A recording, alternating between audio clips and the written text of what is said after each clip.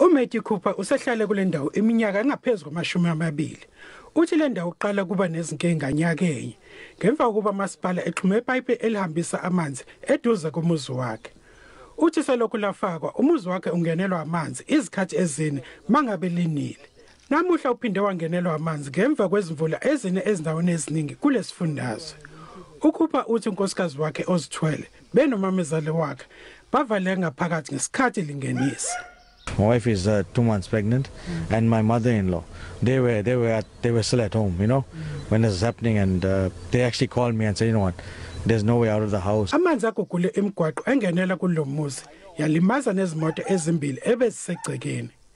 Kanaka amakhelwane kudaleka umonakalo nakhona. Firstly, living here is becoming a nightmare because we can't get in and accessible in and out of our property. And with any rains overnight, we don't sleep at night when the rains are coming because it's putting us on knife's edge because we're going to get internal flooding. Kuthiwa abesifazana ababili abasindile kulesigameko basathukile. Kanti bazobehlala ezihlotsheni kuze kulungiswe umonakalo.